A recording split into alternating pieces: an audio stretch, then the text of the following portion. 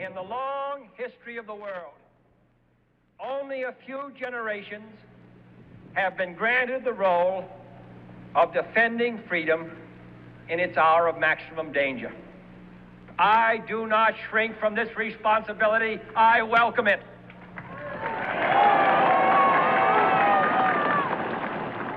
I do not believe that any of us would exchange places with any other people or any other generation. The energy, the faith, the devotion which we bring to this endeavor will light our country and all who serve it. And the glow from that fire can truly light the world. And so, my fellow Americans, ask not what your country can do for you. Ask what you can do for your country.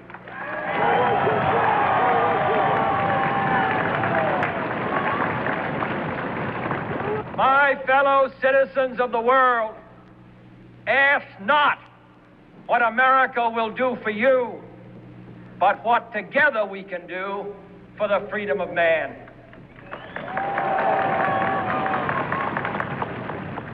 Finally, whether you are citizens of America or citizens of the world, ask of us here the same high standards of strength and sacrifice which we ask of you. With a good conscience, our only sure reward, with history the final judge of our deeds, let us go forth to lead the land we love, asking his blessing and his help, but knowing that here on earth, God's work must truly be our own.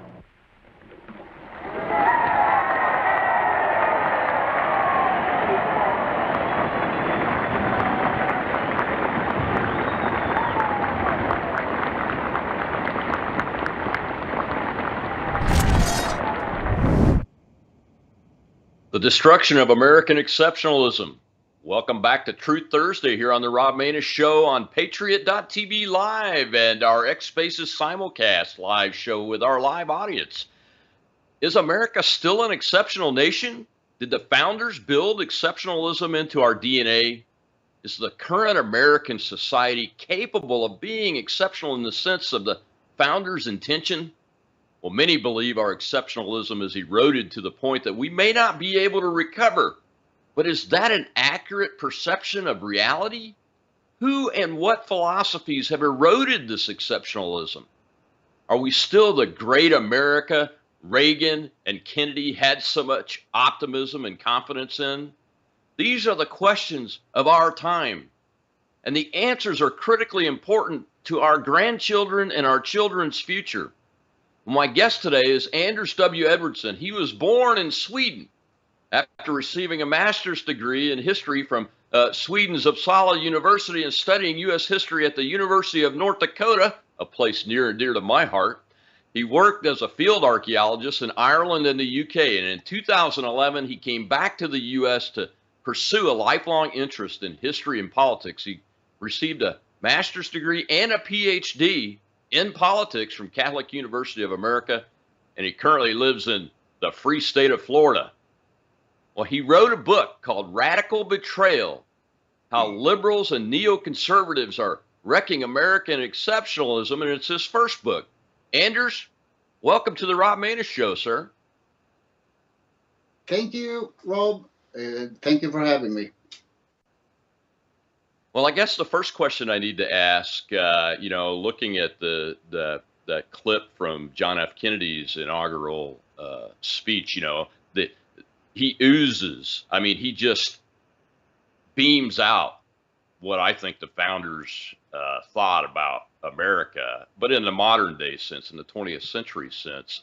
And he's so confident that every citizen, down to even the most poor in the United States of America, still believes in what he believes is the exceptional nation of America, and that we shouldn't ask it to do something for us, but we should be asking ourselves how we can help it.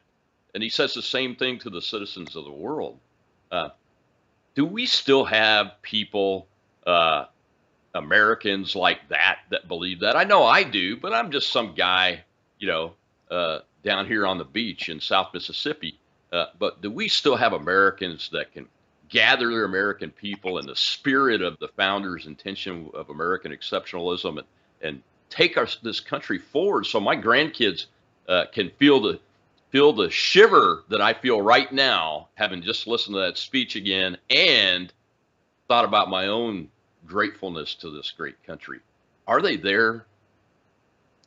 Oh, absolutely. I would say that well over half of Americans today can still listen to a speech like this by JFK or any speech from Reagan, several of Trump's, and feel that little tickling down the spine of pride and stuff like that. But there is also a large and for a long time now growing minority of people who simply don't like America, or at least what America was set up to be this shining city on a hill, a peaceful, wealthy country where people could come and build new lives.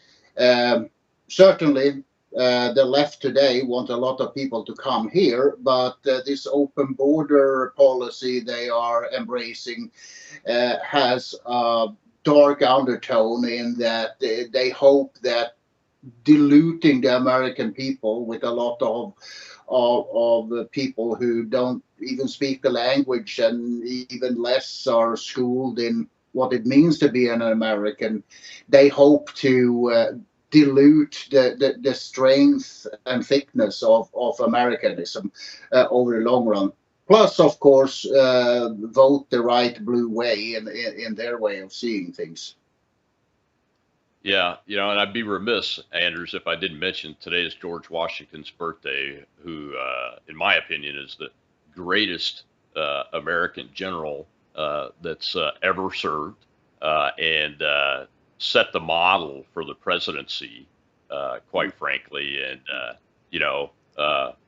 you mentioned in some of your writings that it's just really incredibly unbelievable the response of the of what I would call and do call today the American government and corporate and media cabal to Donald Trump's first election, let alone what's happening today.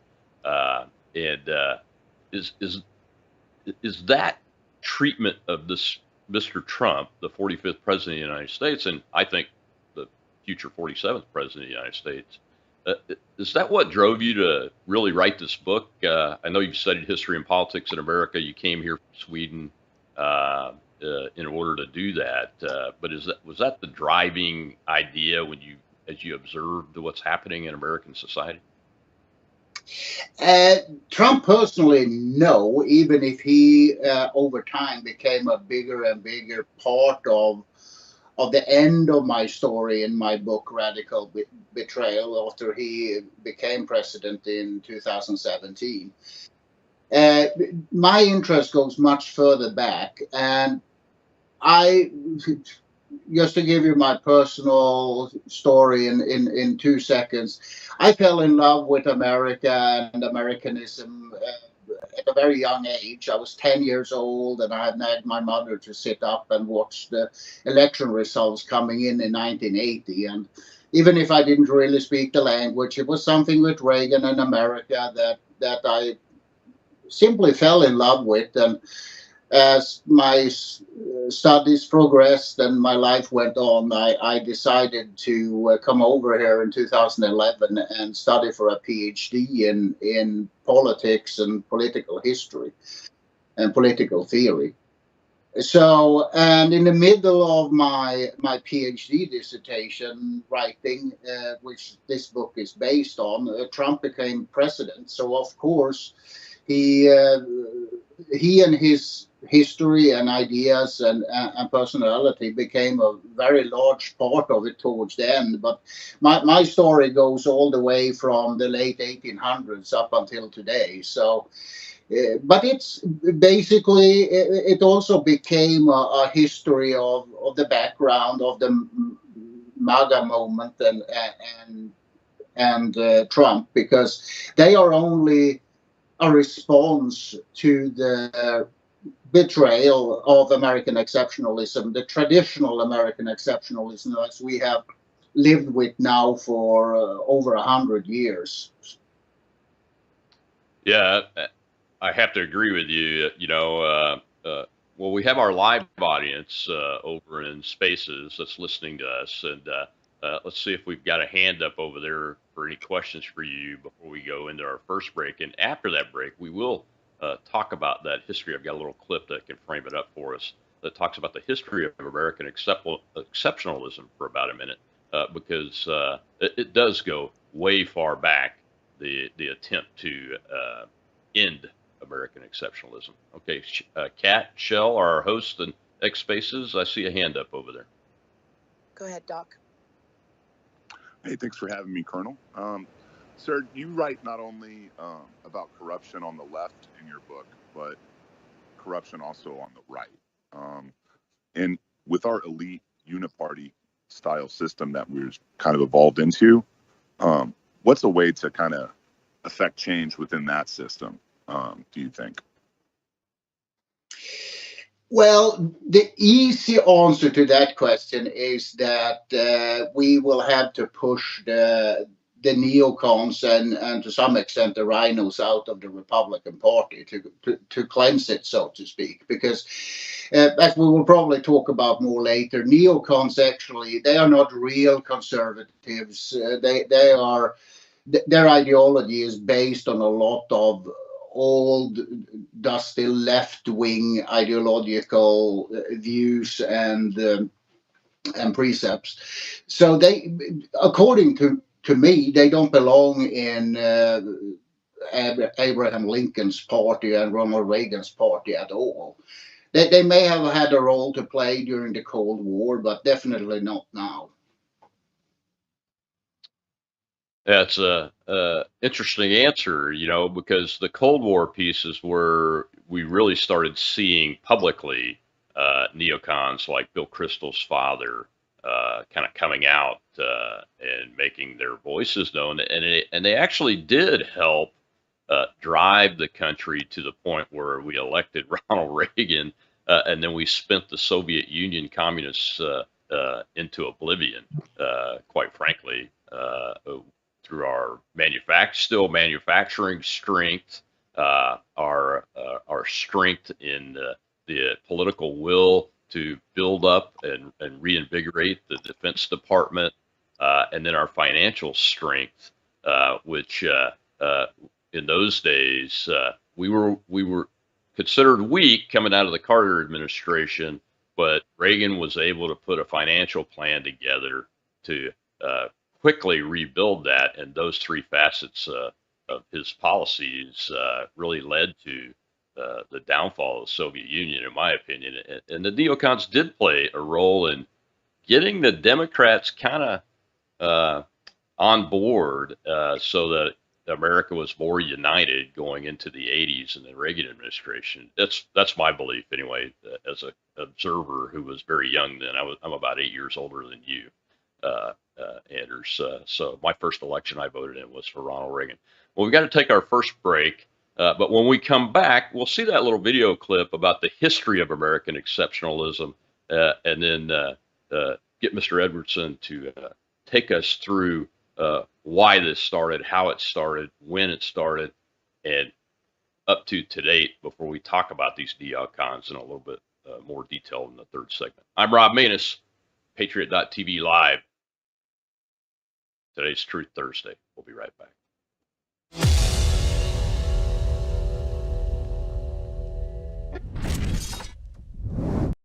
The world is about to shift. Banks are going cashless globally with the emergence of central bank digital currency, which will bring with it programmable money, and the ability to turn on or off your purchasing power based on your digital social profile. It's like the equivalent of spyware in your bank account. You need to get out of the system with the world's safest and most private assets, silver and gold. Call Kirk Elliott, PhD at 877-547-5743. That's 877-KIRK-PhD.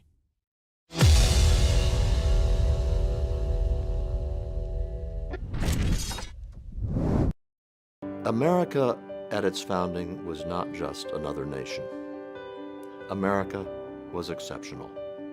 It was different in the way our government worked. It was different in the way the people interacted with each other. It was different in its aspirations. The fact that America was exceptional from the founding through the 19th century does not necessarily mean that it is still exceptional today. The ideology of the United States has changed. It was an ideology that said the best government was an extremely small government that left people alone to make their way in life as they saw fit. Today, very few people who are either Democrats or Republicans would subscribe to the strict limits on government that the founders put in place with the Constitution. America is not as egalitarian as it used to be. We have seen Americans who are at the top of society increasingly live apart from Americans in the mainstream. That is a new feature of American life, and it is different from the exceptionalism we once enjoyed. The qualities of Americans have changed. It is simply a statement of fact that Americans don't work as hard as they used to, on average. It is a statement of fact that we are less religious than we used to be, and our community life has changed, as we no longer participate at the same rates that used to make American community life so exceptional. Welcome back to the Rob Maness Show on Patriot.tv, and we're live here on Truth Thursday talking with author and PhD in political science, Anders Edwardson, whose first book is Radical Betrayal, How Liberals and the Neoconservatives Are Betraying and Deconstructing American Exceptionalism in a nutshell. And Anders, that little clip there talked about the history, but also he made some good points about as we move forward into our future, the changes that have occurred. My first question I had when I took a look at the book was, okay, if the founders intended us to be an exceptional nation, where's the evidence of that? And I know you write about it, but could you just give the audience a quick synopsis of why America was intended to be an exceptional nation by the founders, or how? Yeah. My gosh, that's a gigantic subject, but when you read the founders, the Federalist Papers, the Declaration of Independence, and the U.S. Constitution, it's obvious that the founders saw a historical chance to make America something else. It would have been very easy, given that the colonies was ruled by Britain, to just have declared independence and also just crown a king of our own, and he could have started naming an aristocracy and handing out fancy titles and all the bad things that was going on over in Europe. But none of them, to my knowledge, wanted America to be like Europe overall. On the contrary, they wanted it to be politically, socially, economically, and culturally different. And they set up, through the Constitution, a brilliant political system to make this possible. And as was mentioned in the movie, it worked very well. It made America one of the biggest, richest, and strongest countries in just a little bit over 100 years. But the irony then is that as we peaked in the 1890s, that's also when the reaction among liberals and what we later today call neoconservatives started. It became like an outcome of all the wealth and all the strength that the earlier system, the original system, had created. And we can, if you want, we can give a short history on both sides what happened. Yeah, I was wondering because you use the term liberals and neoconservatives throughout the book, so you see them as synonymous. And do you think that the outcome of the Civil War that created a strong central federal government that's almost overpowering when you juxtapose it against the original Constitution and its intention, set the stage for the 1890s liberals to begin this path that's been wrecking our exceptionalism ever since? To some extent, absolutely. Seeds were put in the ground during and just after the Civil War. That was all well intended. It was to finally get rid of slavery and help the millions of former slaves to get on a track to a much better life. But like with everything, these changes in principle and amendment and stuff, they over time started to become interpreted in ways they were not intended to.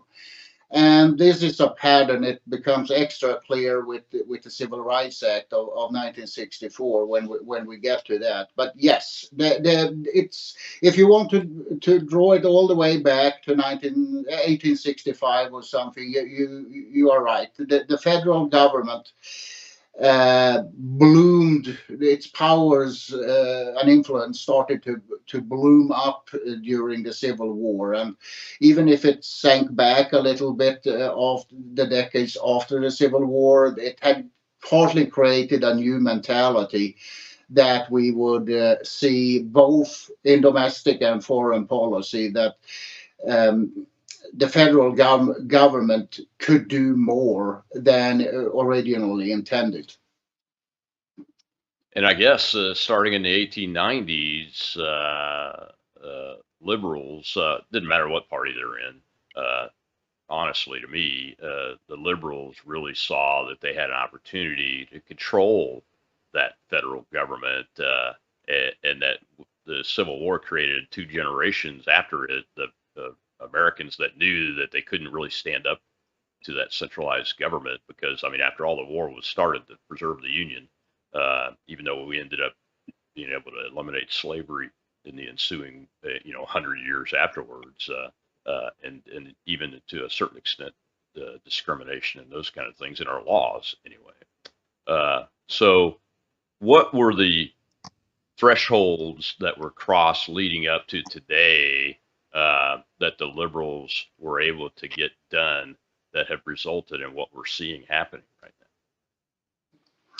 Yeah, again, you really need to start to focus on details in the 1890s, because then, under the influence of a lot of European thinkers like Rousseau, Comte, to some extent even Karl Marx, there was an academic intellectual movement against the original concept of America, the small federal government America, who it started out as a few academics and journalists and professors and other intellectuals, but they created a new ideology or school of thought called progressivism. And that's really the theoretical break between the old America, so to speak, original America, and the new one. Because according to progressivism, government isn't a potential problem. Government is a potential savior. They thought, contrary to the founders who, correctly, if you ask me, noted that most human souls are so corrupted partially by vices that they shouldn't have too much political power. Progressives thought that progress, medical and industrial and others, philosophical, during the 19th century had changed human nature to such an extent that really smart, good-hearted people could get into government and make the federal government and make life better for all. So it wasn't a nefarious intent, but as often they were over optimistic, and because human nature hasn't changed. We are the same now as we were in 1776. The culture has changed, but that doesn't change the basic setup of or how human works.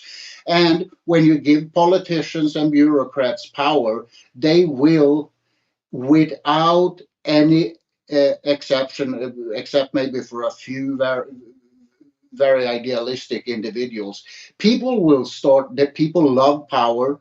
They want to enrich themselves. They want to extend their power to new areas and all this. And from the 1890s onwards, this new worldview started to take over in the long run, first and foremost, the Democratic Party. And it really started to bloom out with the LBJ in the 1960s. Yeah. Do you think that the amendment that established the personal income tax helped this path the liberals set up the country on to be more successful? I know a lot of people, and myself included, believe that that was one of the thresholds in the early 1900s that led to an even further expansion of the federal government and its power over the states and the people. Oh, absolutely. It was pushed through during Woodrow Wilson, the progressive Democrat Woodrow Wilson's presidency. And it opened, if the progressive movement had laid down the intellectual foundation for the liberal welfare state, federal welfare state, the amendment allowed the federal government to tax Americans' income, gave the practical means. Because before that, the federal government's income were so limited that they couldn't do very much. And that was deliberate how it was set up by the founders to keep the government small. But when you made it possible to start to tax people's income, the sky suddenly became the limit. Under the hurrah of let the rich pay for everything, or the rich will pay for it.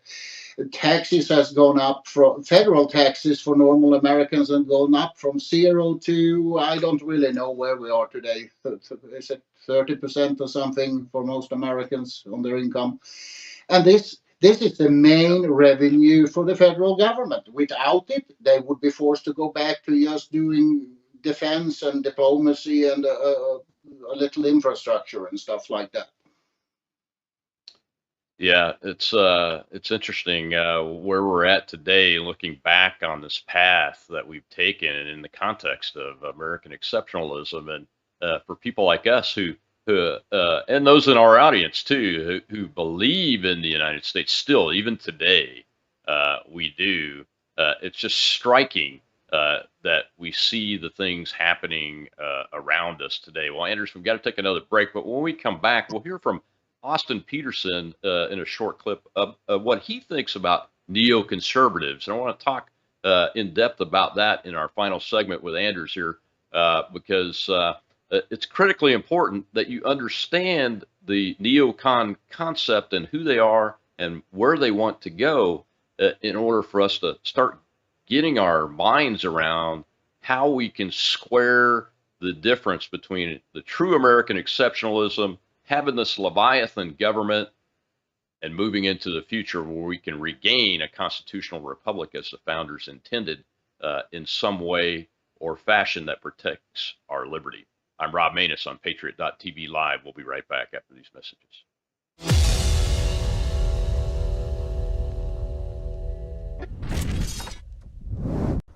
When I grow up, I want to work for a woke company, like super woke. When I grow up, I want to be hired based on what I look like rather than my skills. I want to be judged By my political beliefs, I want to get promoted based on my chromosomes. When I grow up, I want to be offended by my coworkers and walk around the office on eggshells and have my words policed by HR. Words like grandfather, peanut gallery, long time no see, no can do. When I grow up, I want to be obsessed with emotional safety and do workplace sensitivity training all day long. When I grow up, I want to climb the corporate ladder just by following the crowd. I want to be a conformist. I want to weaponize my pronouns.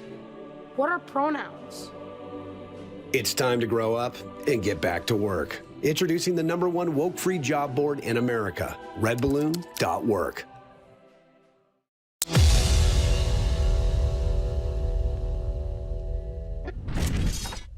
Neoconservatism, a political philosophy that embodies American exceptionalism, spreads democracy, and demands a strong foreign policy. It advocates using American power, including military force, to defend its values and interests overseas. Neocons prize a robust national defense and reject limits to American sovereignty by international organizations. They support limited government and free market capitalism. The philosophy rose to prominence under George W. Bush's administration, promoting democracy in the Middle East through military intervention. But what many don't know is that neoconservatism started as a leftist movement born from disillusioned former socialists and liberal Democrats. On immigration, neocons are divided. They value American culture and support restrictions on immigration to maintain cultural values, but also support free market policies and immigration as a means of economic competitiveness. While neoconservatism has been the subject of significant controversy, its impact on American foreign policy and its role in shaping the geopolitical landscape of the 21st century cannot be overstated. Thanks for watching. Please subscribe for more philosophical updates just like this. Welcome back to the Rob Maness Show, and we're talking with author Anders Edwardson about his book, Radical Betrayal, How Liberals and Neoconservatives Are Wrecking American Exceptionalism. Well, Anders, I'm not sure I totally agree with Austin's definition of neoconservatism, all of it, through that video, but I wanted to play it because there are differing views. But I can tell you this. We are now in a nation that has an endless war policy that is being invaded from the southern border by non-Americans. A bill was just introduced 2 days ago in the U.S. Congress to allow illegal aliens to enlist in the United States Armed Forces so they can get the opportunity for a fast track to citizenship. And if you remember your history of the fall of the Roman Empire, that action is one of the last things they did that led to the end of the Roman Empire. And they had put themselves in the exact same position. They led their policies both internally and externally with military force. And as a retired military officer and commander that's commanded in peace and war, I am absolutely opposed to neoconservatives' philosophy in that vein. I don't care what other philosophies they have, but real quickly, who are they? And what's their real goal? Because I don't think Austin's completely right in that video. No, I agree with you. It was a very simplistic view of them. It wasn't directly wrong, but it was not directly right either. The neocons are a relatively recent phenomena, but we need to go back to the 1890s to really understand where they are coming from. And they started as a group of mostly Republican, but quickly also more and more Democrats who, when America became this so enormously rich and potentially powerful in the late 1800s, who said that the founders had been wrong. America shouldn't just be a model for other countries to copy if they wanted to. We are so good that we need to start to send military overseas and implement our system for the betterment of other people in their countries. And this started with first and foremost, Cuba and to some extent also the Philippines after the Spanish-American War in 1898. And this idea that America not had both the will and the means, so to speak, to change the world actively, not only stand up as a shining city on a hill and show the path forward. Again, Woodrow Wilson, the same progressive Democrat that introduced the federal income tax and many other progressive policies at home, he dragged us into the First World War with the explicit idea to change the whole world system through the Versailles Treaty to create actively a democratic and peaceful world. And this worked so well that it only took Adolf Hitler and a few others 20 years to get into power and start an even worse war. So even if the intent were good, the outcomes were disastrous. But then we went directly from the Second World War, which was a good war in the meaning that Hitler truly needed to be defeated. And America had to help that to happen. And then we slided into the Cold War so quickly that there was no real time to think about if America should continue playing an international role or not. It more or less just happened.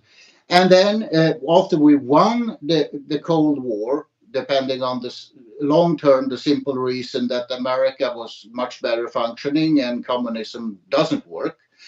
And so we, as you said before, we could simply spend them out of existence. This idea that America could change any country, any culture into a democratic and capitalistic system took root. And these first generation of so-called neoconservatives were, as the movie pointed out, old socialists who had switched side but retained their revolutionary glow and belief in radical change, and that could happen with the help of guns if necessary. And these turned into a group of very ideological, theoretically driven people on the right. They call themselves conservatives, but that's probably a different show what conservatism really is. But philosophically, it's more like a form of neoconservatism is a right-wing form of liberalism, militant liberalism, in the meaning that they are trying to use, they like a big government. Some even call themselves big government conservatives, and they believe that they can use the U.S. government for good, both abroad but also to some extent at home. And the outcomes are as hazardous and often negative when people on the right are doing that as when people on the left are doing it. So that's the historical background of the neoconservatives. They were all left-wingers who switched side and tried to outright the right with rhetoric. So they took up American exceptionalist rhetoric and used it to describe their policies and their goals, even if they were in several ways different from the founders and original exceptionalism. The main points in my book, if not the main, is that American exceptionalism has lost a lot of its influence and cloth among Americans. Giving speeches like Reagan doesn't, as we said before, don't engage people and make them feel as good as it did 40, 50 years ago, simply because both radicals on both the left and the right has used exceptionalist sounding rhetoric to try to sell their sausages. Even if those sausages don't contain the original recipe that the founders wanted it to do, or filled their sausages with. So exceptionalist rhetoric has been corrupted and misused and has therefore lost a lot of the unifying power it had only a few decades ago. Yeah, you're exactly right. And you could see it just yesterday. I mean, Joe Biden is trying to use the perspective of American exceptionalism to get the House of Representatives to pass more funding for the Ukraine-Russia war instead of using it to try to come to a diplomatic solution so we can stop killing hundreds of thousands of people in Eastern Europe. And I use that term "we" intentionally because we're part of it now. We made ourselves part of that.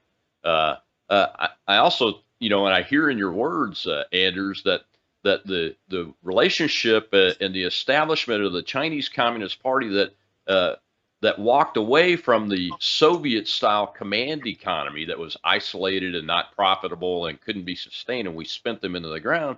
That was a neocon project where the United States actually encouraged China to become capitalist in their economic perspective while they maintained the Communist Party as the controlling power in the People's Republic of China. And now we face a vast hegemon that's economic powerhouse compared to what we faced in the Soviet Union. And the approach that Reagan and his team used wouldn't be as successful, would it? No, absolutely not. And China is probably the best example on how the neoconservative ideology is, even if it sounds good for us normal conservatives, they use all the right words and that, but their philosophical and ideological worldview is that everything, they are communists still in that meaning, just like Karl Marx thought that everything is economy. Everything, according to their worldview, goes down on money and profit and markets and stuff like that. So they thought idealistically that if we manage to introduce capitalism in China, communism will come down eventually also, just like it had done in the Soviet Union or Eastern Europe at least. So it's a basic flaw of the neoconservative ideology that everything, just change the economy and politics will follow. It's, if anything, it's the other way around, and it's not even politics first and foremost that needs to be changed first. It's culture, because if you don't have the right culture, they try to introduce, and here again, Eastern Europe is a good laboratory here, because democracy and capitalism worked well in countries in Central and Southern Europe that has once been part of the Roman Empire and had a Western heritage, cultural heritage.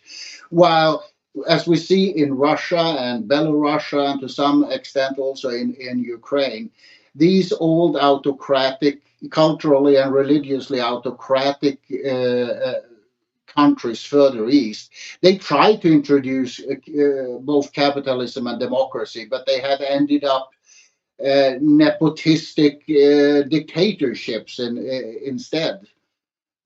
So they start in the wrong end. Yeah, it's a mess. Well, thank you so much, Anders, for spending time with us and talking about your book. We've got about 30 seconds left.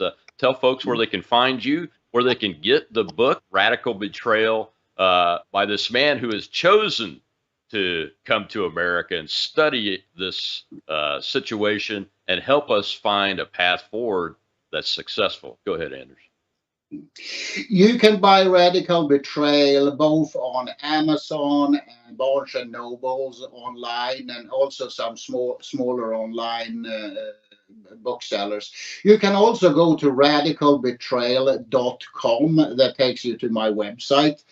And there it contains there is some more information about the book, a few review quotes, and also links to both Amazon and Barnes and Noble. So radicalbetrayal.com.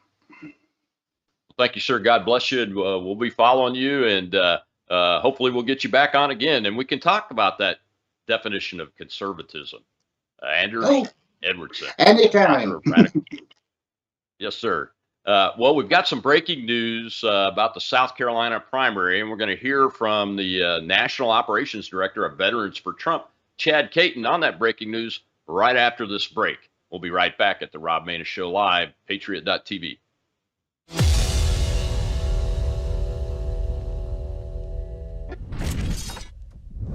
What if this happened to you when you're alone? Or what if it happened here? With MedGuard Alert, you're never alone. You can connect with medical professionals anywhere, anytime. And now MedGuard is introducing our exclusive new Care Watch. If you need help quickly, use it from anywhere to contact medical professionals. No cell phone required. The Care Watch is not only a life-saving medical alert device, it's a revolutionary health monitoring system that checks your blood pressure, heart rate, oxygen saturation, and much more. And here's the best part. If you have Medicaid, you may qualify to get your Care Watch for free. The Care Watch is only available through MedGuard Alert. Call us right now. We have monitoring programs starting as low as $1 a day. The call is free, activation is free, shipping is free, and no contract is required. Remember, with Medicaid, you may qualify to get your Care Watch for free. Don't wait. Call us to get your Care Watch right now. Operators are standing by.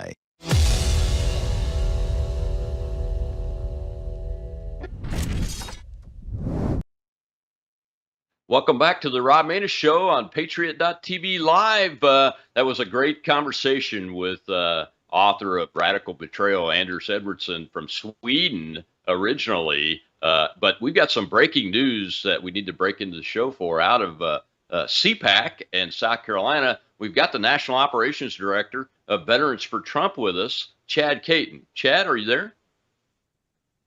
I'm good, Colonel. Can you hear me okay? Yeah, got you loud and clear, my friend. Hey, I know the South Carolina primary is day after tomorrow, folks. Did you hear me there, Americans? Go vote for Donald Trump as the president of the Mississippi chapter of Veterans for Trump. I'm here to ask you to do that. But, Chad, what's going on? I see you're at CPAC. What's going on in South Carolina? What do the folks need to hear about the current events there? Just this morning, and my thing is we're military, right, General? I mean, Colonel. Sorry, I gave you I was with General Flynn the other day, so I'm trying to figure out which one you are. So you're a Colonel, he's a General. Got it. I always try to give you a field promotion. You know that, Colonel.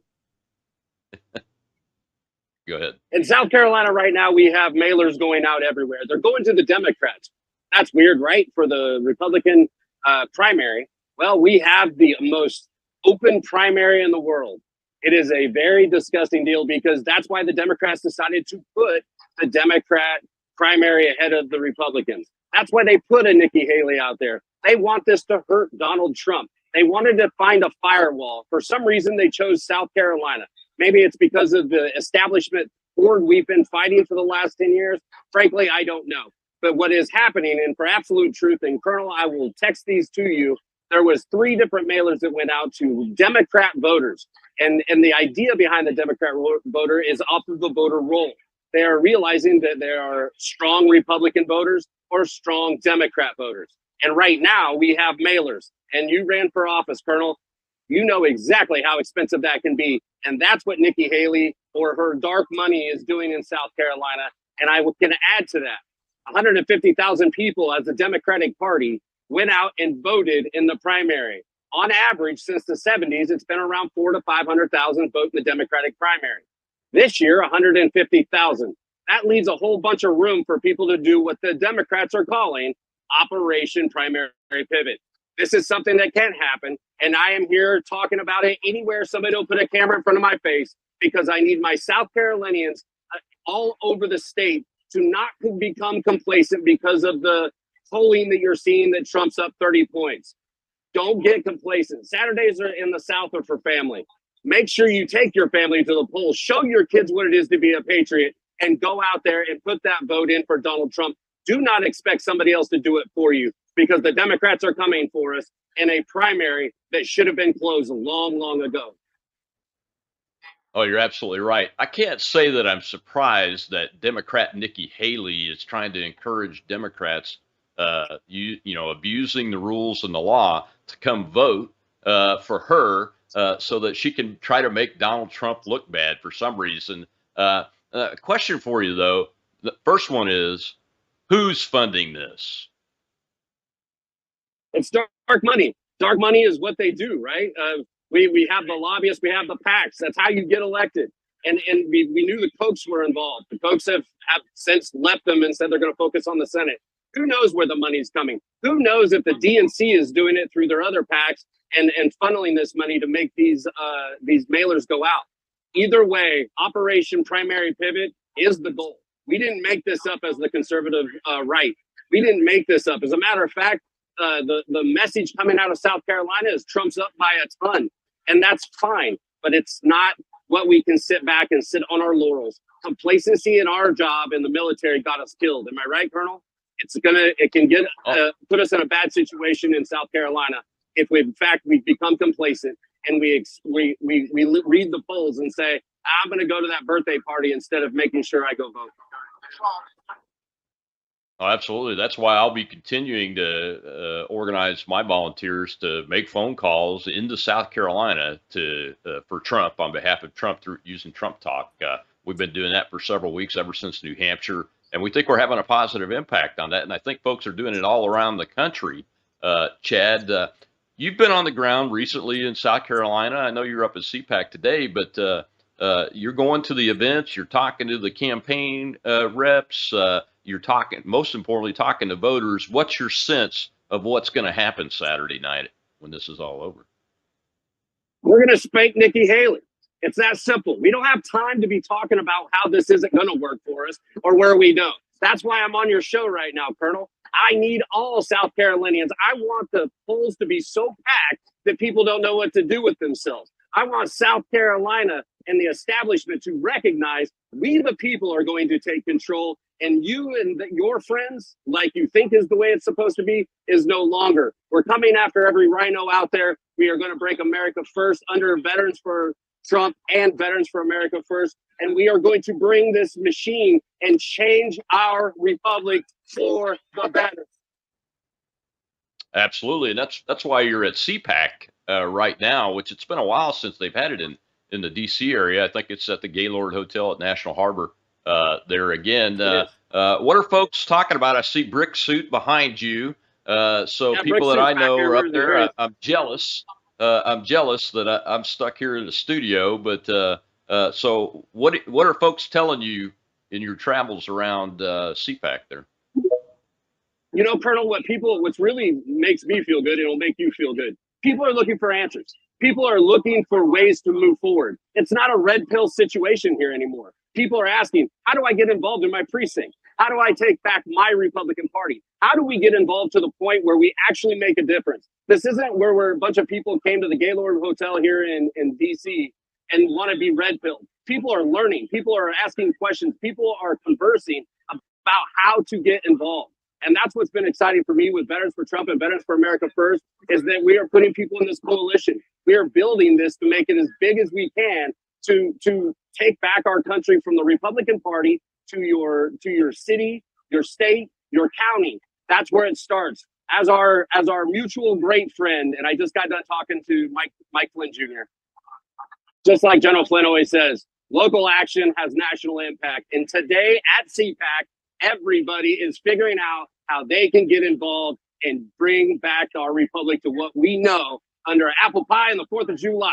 Hoorah, right? Absolutely, brother. So one more question, and then I'll let you go. But when you're talking to folks up there about what's happening to Donald Trump and his family and what the government, the media cabal, the uniparty cabal, and I can't overemphasize it enough, it's more than just the Democrats. It's Republicans that have power too, that are attacking this man and his family through all means available. They've done everything so far except try to kill it. Are folks seeing that? how's their feeling about that? I think I saw a Charlie Kirk spot a little bit ago that he talked to the president yesterday. He's in really good spirits. He's optimistic. I mean, if he can be that way, are the Americans that are around you today and that you see in South Carolina, are they thinking the same way that doesn't matter what the cabal is doing through lawfare or whatever, we're going to move forward and we're going to crush this election, whether it's the primaries or the general? Are you getting that sense too? Because that's what I get, but I'm not out there with the crowds like you've been recently. And you're right. I just got back from Kentucky, speaking with General Flynn to the Republican women in Louisville, Kentucky. I've been home for 16 hours this week, and I'm going to not be back till Saturday. But it's the greatest thing I've seen, because what's happening, along with people trying to be educated, activated, and motivated, they are finding themselves becoming educated to the point where they're getting involved, like you and I do, in the minutia. They're getting involved in the Republican Party. These people are fired up. These people are ready to get back in the game, or to get in the game for the first time. Just like I say after every speech, it's very simple, right, Colonel? Show up, stand up, speak up. It's your republic. Fight for it. You don't have to be somebody that understands the politics. You don't have to be somebody that understands the nuances. All we want you to do is what people are doing right here at CPAC, and that is standing with fellow patriots and saying, not today, Satan. Absolutely, my friend. Well, thank you so much for taking the time to help us with this breaking news, my friend. And good luck on Saturday. I know you're going to be pushing voters like you do every single day, but we got to keep in there and fight it till the end, folks. So nothing's over till it's over. Go all the way to the end of Election Day in South Carolina, and all the way to the end of these primaries, and all the way to the end of Election Day on November 5th of this year. And we are active. We are going to crush it, because we're Veterans for America first. We're Americans. We're Veterans for Trump. And we're going to look like we are winners, because we are winners. Thank you, my friend. Colonel, what better place than when you're sitting here doing an interview, somebody comes up and gives you all glory. This is what this is about. This isn't a bunch of red pilling. This is getting it done under the guise of the fabric of this nation. And we're going to take it back. Each person's going to learn their place. Each person's going to learn how to do it. And I'm proud to call you a friend, Colonel. Thank you for giving me the opportunity to give you a live hit here from CPAC. God bless everybody. And don't worry about Nikki. We're going to take care of her in South Carolina. Don't let me down, South Carolina. Get to the polls. Oh, we're with you. I'll be making calls tomorrow again myself. So that was Chad Caton, the National Operations Director for Veterans for America First, Veterans for Trump from South Carolina. Nobody knows South Carolina politics better than Chad, and for a live hit at CPAC, giving us the latest news there. So next Monday, More War Mondays, Dr. Randy Arrington, retired U.S. Navy commander. We got a lot to talk about with the Ukraine-Russia war, so it's another update on that. I'm Rob Maness at Patriot.tv Live. God bless America. And remember, we're a red, white, and blue nation. We're not a red and blue nation.